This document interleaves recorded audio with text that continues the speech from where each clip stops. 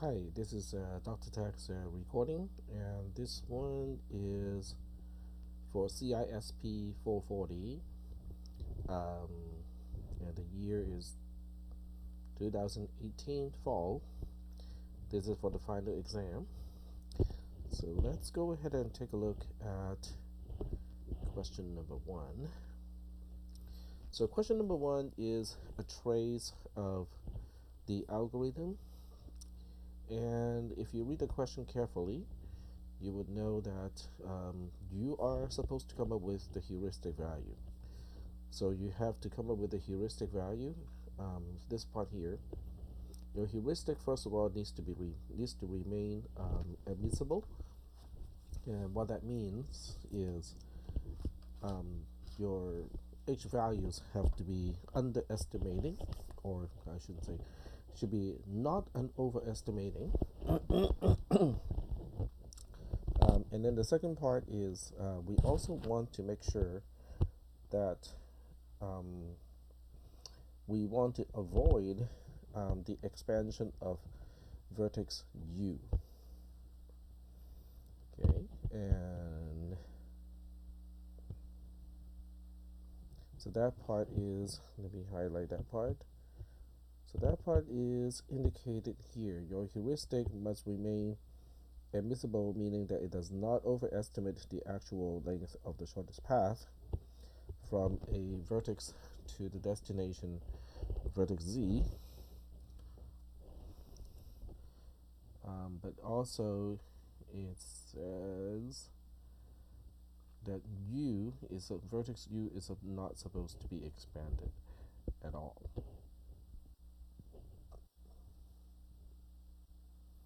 And I'm just trying to right there. Okay, so that the algorithm does not even put vertex u into set O during the execution of the algorithm. All right, so basically we want to make sure that u is never expanded. So we want to exclude u, so it would never be put into the set O.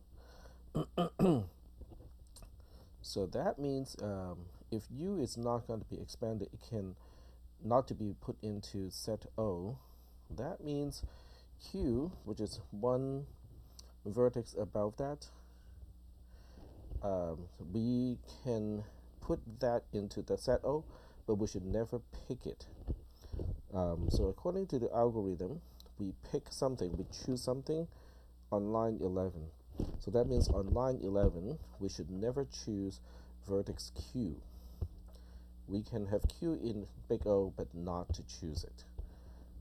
So that means in order not to choose vertex q, that means vertex q, the f value of vertex q cannot be less than or equal to the f value of all of the other vertices in the whole set. So what that boils down to is the f value of q has to be as realistic as possible. It cannot be overestimating, because we still want to have that requirement, but at the same time we also want it to be as large as possible. So using that as a constraint, we can now say hqz. Okay, so we want hqz to be as realistic as possible. In other words, hqz is going to be the actual length of the shortest path from vertex q to vertex z. So we have to kind of hand calculate the alternatives here. Q doesn't really have that much alternative. So we go from q to u, which is a length of 1. U to r is 7, so now we have 8. And then from r to z, we have 2. So 1 plus 7 plus 2 is 10. And this is the largest we can make. HQZ is 10.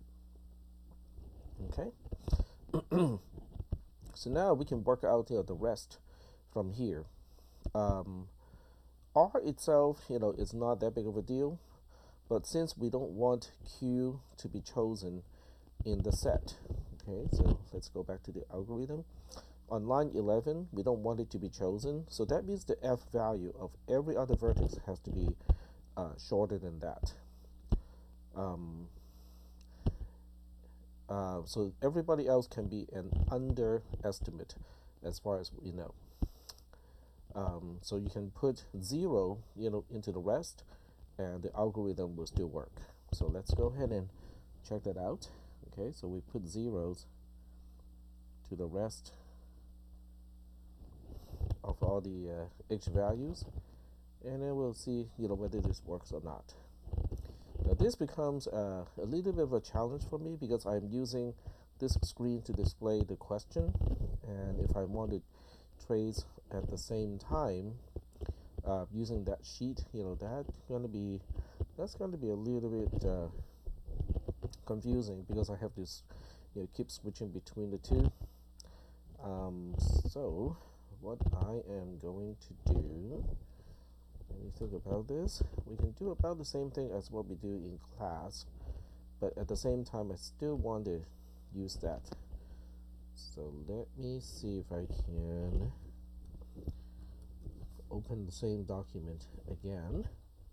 So this is the second instance of the exam, except this one I just wanted to display the spreadsheet for the trace. So we'll go ahead and give that a try and see whether that works or not. Okay, so here's the trace, and we will try to make this narrower so that we can see both the other sheet and this one. Alright, so yeah, I think this may work. Okay. Alright, so the algorithm says, the question says that we can do all the initialization on one single row. So the initialization is not, okay, let me just double check and make sure that the recording is still on. Yep, it is. And we'll minimize that screen.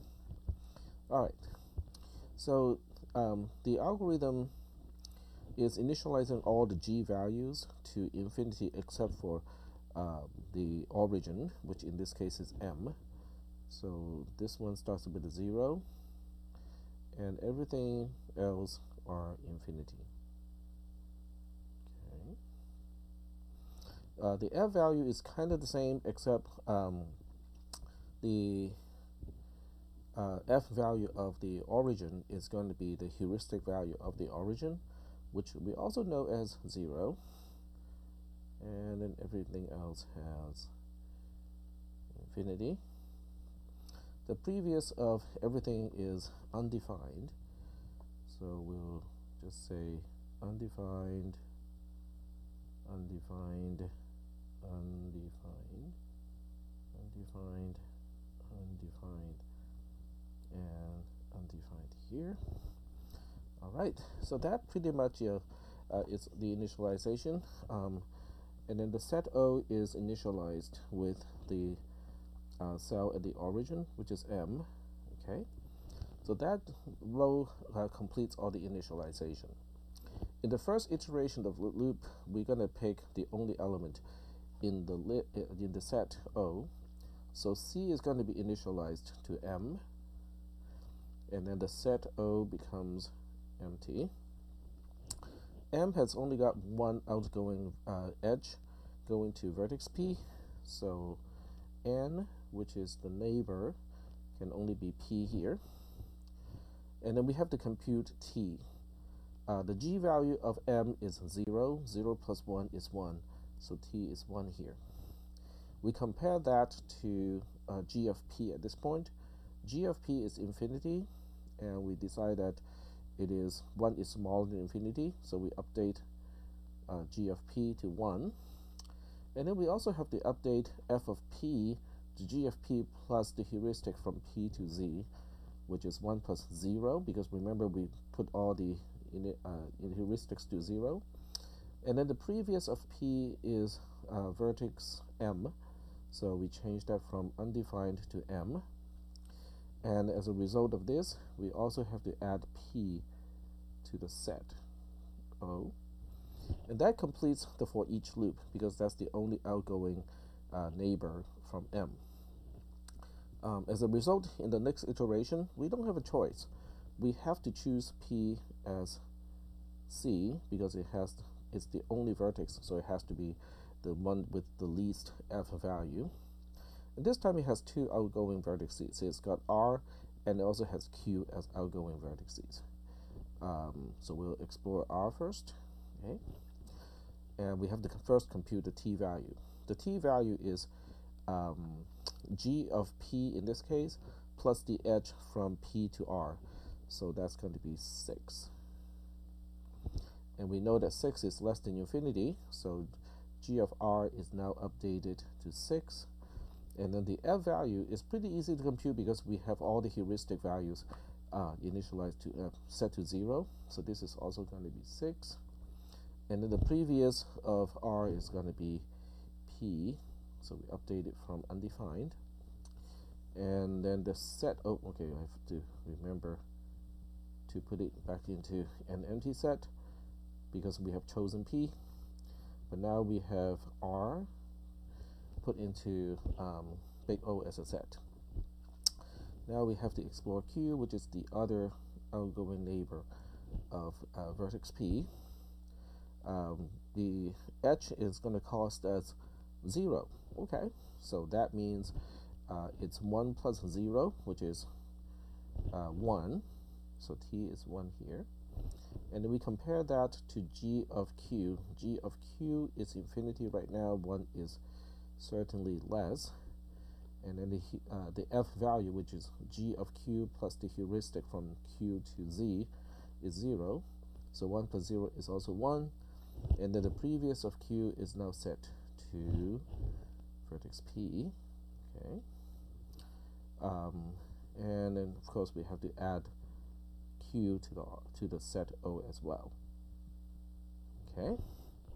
All right. So this completes the inner for each loop again, and then we are going back to the while loop. The while loop certainly is not empty. As far as we know, R and Q, the F values of R and Q are less than the G value of Z, which is infinity right now. So we have to go into the while loop, and then we choose the one that has the least F value. So the one with the least F value is Q. Actually, I got it wrong. Okay, let's back up here. Okay, the F value is updated incorrectly here, so let me backtrack. Okay, so we got to backtrack because the F value of Q is the G value of Q, which is 1, plus the heuristic. So if you remember, the heuristic from Q to Z is as realistic as it gets, which has a length of 10. 1 plus 10 is 11. So we have to update the F value of Q to be 11. And of course, we have to add Q to the set O. Okay, now we get, okay, I noticed that I made a mistake because if I didn't make that adjustment, we would choose to expand Q next, which defeats the whole purpose of what we're trying to do. Okay, so now it works. So next time we go back to the main loop, we have to choose the vertex within O that has the least F value. R has an F value of 6, and then Q has an F value of 11. So we are going to choose R. So we choose R here. And then R has 2 outgoing vertices. Just one. It has 1 outgoing vertex to Z. Okay, there we go. And then we now want to look at the T value, which is the G value of R, 6, plus the cost of the edge, 2. 6 plus 2 is 8.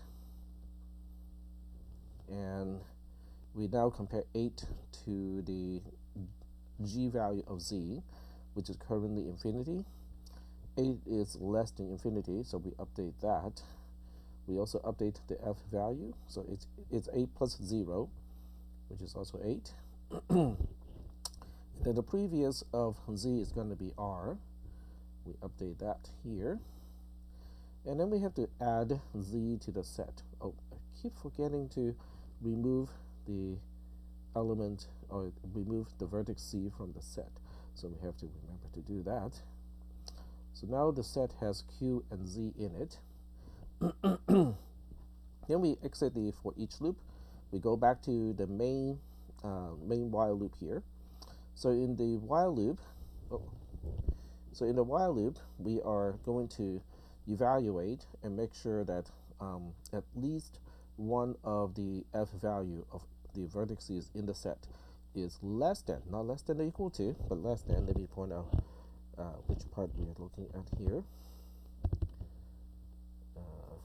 Right. So it's right here, okay? We want to make sure that there's at least one that has an f value that is less than the g value of the destination.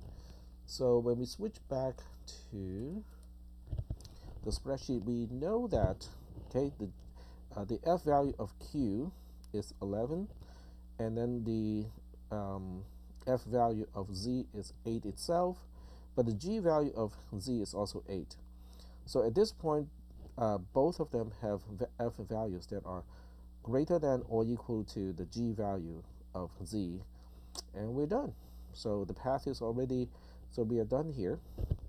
So the next thing we need to do is to find out what is the solution edges. So I'm just going to do it on over here, but I'm going to choose a different color so it looks so that we know what which part is the solution graph or the solution set of edges.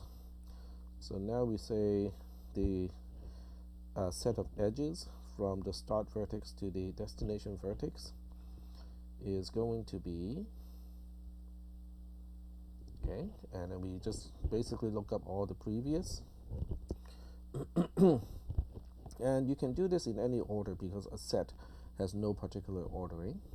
So we can start with z. The previous of z is r, so rz is an edge in this set of edges. The previous of r is p, so pr is in the set. And then the previous of q is also p, so we have pq in the set. And then we also have the previous of p being m, so mp is also in the set, and there are only 4 edges in this case. Now, when we go back to the pictorial representation of the graph, we can kind of double check and see if it makes sense, okay?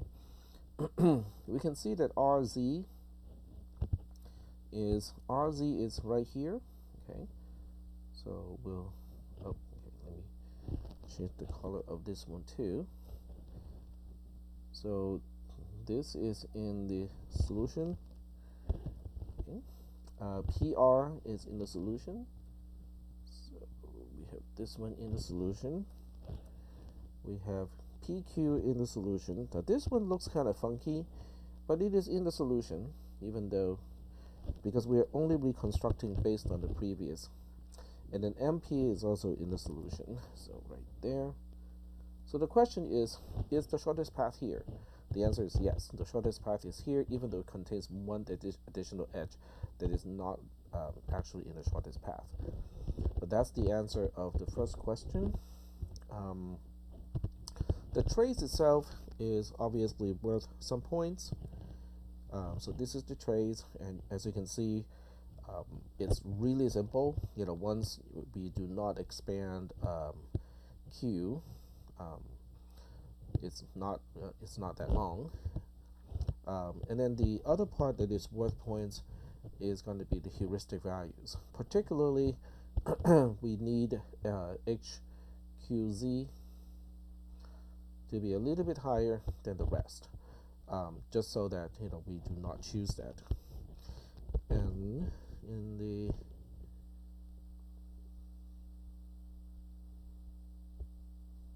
So in the trays, the most important part is this 11 here. Oops. Okay. The most important part is the 11 here. So because of this 11 is greater than all of the other f values, that guarantees that q is not going to be chosen. And in fact, it's not going to be chosen because we can get to the destination, which has a g value of 8, and that is actually less than the f value of q, and that's the guarantee that we are not going to expand q, and that's why u is never put into the set of big O. So that's kind of the solution of question number 1. As I work out the solution of additional questions, I will post additional videos as well.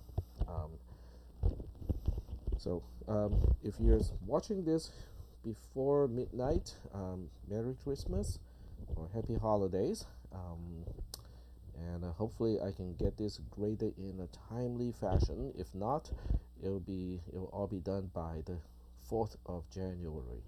All right.